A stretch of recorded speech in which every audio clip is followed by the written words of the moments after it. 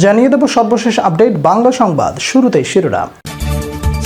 আসামি হয়েও ধরা ছোঁয়ার বাইরে দাপুটে পুলিশ কর্মকর্তারা, কেন ধরা হচ্ছে না হারুন বিপ্লবদের, জানা গেল চাঞ্চল্যকর তথ্য। আওয়ামী লীগ নেতাকর্মীদের উদ্দেশ্যে যে বার্তা দিলেন জাহাঙ্গীর কবির নানক। অর্থ লোপাটে মহা রেকর্ড বাপ বেটার, ছিলেন মাফিয়াদের গডফাদার, এবার আসাদুজ্জামান খান কামালের কুকর্মের ভিডিও ফাঁস। দর্শক, এতক্ষণ শুনছিলেন সংবাদ শিরোনাম, এবারে বিস্তারিত। বৈষম্য বিরোধী ছাত্র আন্দোলন দমাতে প্রথম থেকে বিতর্কিত ভূমিকায় ছিলেন পুলিশের বেশ কিছু শীর্ষ কর্মকর্তা। আন্দোলনকারীদের হয়রানি, সমন্বয়কদের পুলিশের হেফাজতে নিয়ে নির্যাতন ও নির্বিচারে গুলি করে ছাত্র জনতা হত্যার নির্দেশদাতা বিতর্কিত এসব কর্মকর্তা এখনও লাপাত্তা। তাদের অবস্থান নিয়ে নানা ধরনের গুঞ্জন শোনা যাচ্ছে। খোদ পুলিশ বাহিনীর কেউ কেউ বলছেন তারা একটি বিশেষ বাহিনীর হেফাজতে রয়েছেন, আবার কেউ কেউ দাবি করছেন তারা প্রশাসনের সহায়তায় দেশ ছেড়ে পালিয়ে গেছেন। বিস্তারিত প্রতিবেদন সহকর্মী জান্নাতের ডেস্ক রিপোর্টে। হদিশ নেই পুলিশের বিতর্কিত কর্তাদের শিরোনামে সংবাদ প্রকাশ করেছে জাতীয় গণমাধ্যম দৈনিক যুগান্তর। পলাতক এসব শীর্ষ কর্তাদের মধ্যে রয়েছেন সাবেক এসবি প্রধান মনিরুল ইসলাম, সাবেক ডিএমপি কমিশনার হাবিবুর রহমান, গোয়েন্দা শাখার ডিবি ডিএমপির সাবেক প্রধান হারুনুর রশিদ, যুগ্ম পুলিশ কমিশনার বিপ্লব কুমার সরকার, অ্যাডিশনাল ডিআইজি প্রলয় কুমার জোয়ারদার, অতিরিক্ত ডিআইজি আয়শা সিদ্দিকা প্রমুখ। এসব শীর্ষ পুলিশ কর্তাদের বিরুদ্ধে একাধিক হত্যা মামলাও হয়েছে। কিন্তু তারা কোথায় আছেন, কেন আইনের আওতায় আসছেন না, তা নিয়ে সৃষ্টি হয়েছে ধোঁয়াশা। পুলিশ সদর দপ্তর সূত্রে জানা গেছে, ৫ আগস্ট আন্দোলনের মুখে শেখ হাসিনা সরকারের পতনের পর আত্মগোপনে চলে যাওয়া বিভিন্ন পর্যায়ের প্রায় ৮০০ পুলিশ সদস্য এখনও কাজে যোগদান করেননি। কয়েক দফায় কাজে যোগদানের নির্দেশ দেওয়া হলেও তাদের কোনো হদিশ পাওয়া যায়নি। সংশ্লিষ্ট সূত্র বলছে, সাম্প্রতিক বছরগুলোতে পুলিশে একচ্ছত্র প্রভাব ছিল সাবেক এসবি প্রধান মনিরুল ইসলামের। সাবেক প্রধানমন্ত্রী শেখ হাসিনার আস্থাভাজন হওয়ায় পুলিশ বাহিনীতে অঘোষিত ডন হিসেবে পরিচিত ছিলেন মনিরুল। এমনও শোনা যায় তার কথার বাইরে কোনো সিদ্ধান্ত নিতে পারতেন না তৎকালীন আইজিপি আবদুল্লাহ আল মামুন। বৈষম্য বিরোধী আন্দোলন দমাতে পুলিশের কট্টরপন্থী আওয়ামী লীগ কর্মকর্তাদের দিক নির্দেশনা দিতেন মনিরুল। ৫ই আগস্টের পর আত্মগোপনে চলে যান, পরবর্তীতে চাকরিচ্যুত হন। মনিরুলের বিরুদ্ধে অন্তত ২৫টি হত্যা মামলার তথ্য পাওয়া গেছে। বৈষম্য বিরোধী ছাত্র জনতার আন্দোলন দমাতে সবচেয়ে বেশি সক্রিয় ছিলেন বিতর্কিত পুলিশ কর্মকর্তা ডিএমপির সাবেক ডিবি প্রধান হারুনুর রশিদ। হারুনের ভাতের হোটেল দেশব্যাপী বহুল সমালোচিত।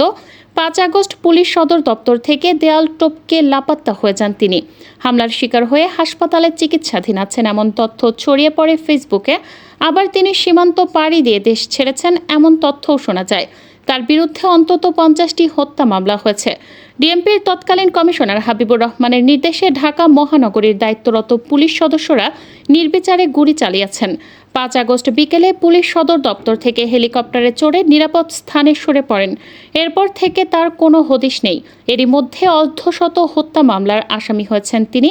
ছাত্র জনতার আন্দোলন দমাতে কঠোর অবস্থান নেন ডিএমপির যুগ্ম কমিশনার বিপ্লব কুমার সরকার।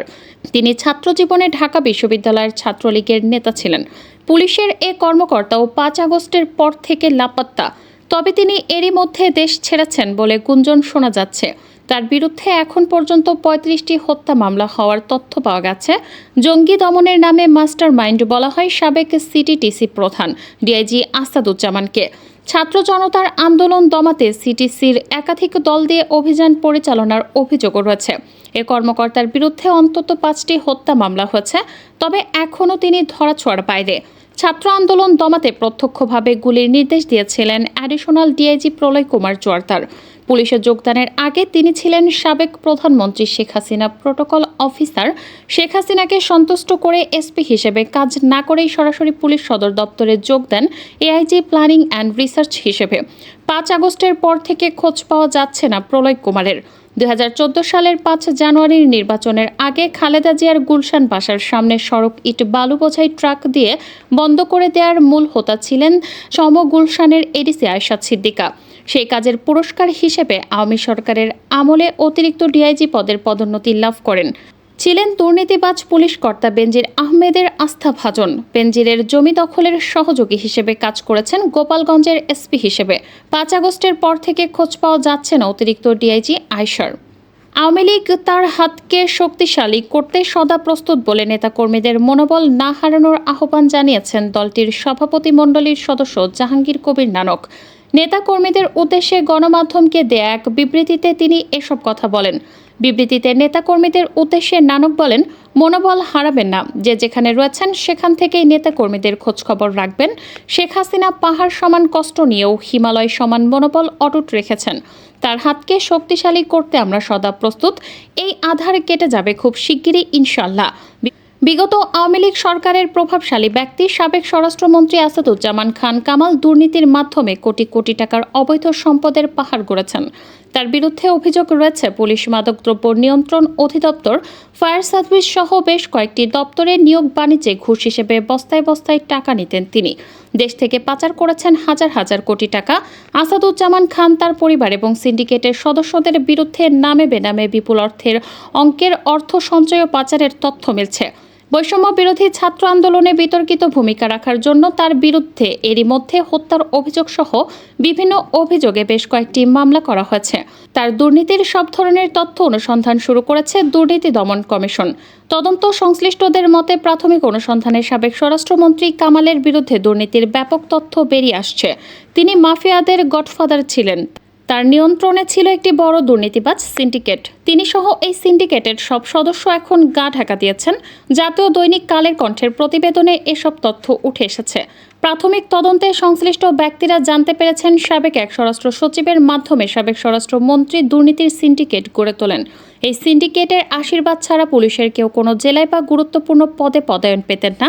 জেলা পুলিশ সুপার হিসেবে পদায়নের ক্ষেত্রে 1 থেকে 3 কোটি টাকা নেয়ার অভিযোগও রয়েছে তার বিরুদ্ধে। এই চক্রের অন্যরা হলেন তার সাবেক পিএস অতিরিক্ত সচিব হারুনুর রশিদ বিশ্বাস, যুগ্ম সচিব ধনঞ্জয় কুমার দাস এবং জনসংযোগ কর্মকর্তা শরীফ মাহমুদ অপু। দুদকের প্রাথমিক তদন্তে উঠে এসেছে মন্ত্রণালয়ের সব ঘুষ দুর্নীতি নিয়ন্ত্রণ করতেন সাবেক স্বরাষ্ট্রমন্ত্রী। ঝুঁকি এড়াতে দুর্নীতির টাকাগুলো তিনি বিভিন্ন সময়ে দেশের বাইরে পাঠিয়েছেন। কক্সবাজারে হোটেলের পাশাপাশি জমিও রয়েছে তার। পুলিশ সদর দপ্তর সূত্র বলছে, আওয়ামী লীগ সরকারের সময় পুলিশের এসআই ও সার্জেন্ট পদে নিয়োগের মাধ্যমে শত কোটি টাকা হাতিয়ে নেওয়ার অভিযোগ উঠেছে।